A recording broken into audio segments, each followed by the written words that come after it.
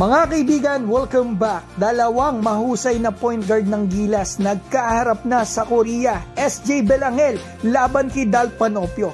At eto, meron na po tayong latest updates kay Kai sa measurements niya. Mas tumangkad, gumaan at balitaan ko rin po kayo sa pagtungo niya sa Japan.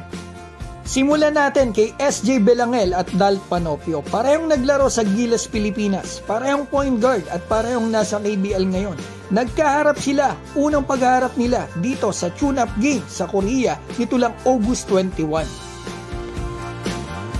So eto na mga kaibigan, pagpasensyahan nyo na po kung eto yung 1-minute video ko dito sa highlights ni SJ at ni Dal Panopio sa unang tapatan nila ay medyo maiksi o bitin kasi mga kaibigan, ito po ay tune-up game. Alam naman natin kapag mga tune-up, limited lang yung lumalabas ng mga highlights, mga clips. So ito yung pinagsama-sama ko lang para at least may idea po tayo na nagkaharap silang dalawa. Kaibigan, hindi masyado pinaglaro ang ating mga kababayan dito sa tune-up game na ito. Understandable naman yun kasi kapag tune-up, binibigyan pagkakataon yung mga bagong players, especially yung mga bago nilang recruit. Pero pagdating ng mga regular season naman ay sila yung mga binababad talaga, yung mga Asian import. So makikita natin nakabasket si SJ. Sana kapag may na-injured sa Gilas, wag naman sana may ma-injured. Kung sakali lang na may injured, mga kaibigan sa Gilas players natin na point guard, sana bigyan pagkakataon si SJ. Talagang tested na yan at mahusay din talaga na point guard. So eto, bigyan ko na po kayo ng napakainit na update sa ating pambato na si Kai Sotto. Andito pa rin po siya sa atin sa Pilipinas kasi nalaman ko kanina na na-adjust na naman po pala ang paglipad nito patungo ng Japan dahil nga may problema nga po sa kanyang dokumento doon.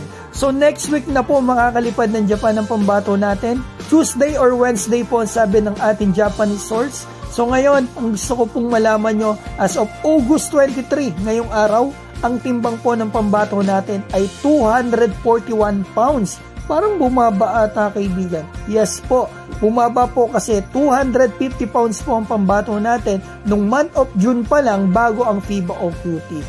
Pero, kita natin, medyo lumaki yung pangangatawan ni Kai ngayon, pero mas magaan pala yung timbang niya. Indikasyon po ito na maganda ang kondisyon ng pambatong natin. At kita din naman natin, mga kaibigan, solid na solid po yung training niya, papawis niya sa P21.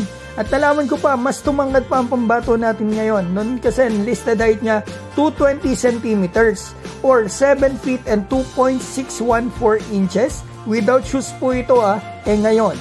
7 foot 2.75 o kontumbas po ito ng 220.345 centimeters. So mahigit 220 centimeters na po ang pambato natin si Kai Sotto. Almost 70 rin na talaga mga kaibigan. So ibig sabihin, kapag may shoes, pag naglalaro si Kai mga kaibigan, 7'4" o higit pa ang pambato natin. Depende na lang sa taas ng sapatos niya. So yan mga kaibigan, ang update po natin sa ating pambato na si Kai Sotto. Alam ko po na kayo, lahat mga kaibigan, talagang miss na miss nang makita ulit maglaro ang pambato natin. Malapit na to mga kaibigan, September 8 ata mga kaibigan, tune-up game po nila. Abangan po natin yan at supportahan po natin si Kai Sotto. Mabuhay po kayo.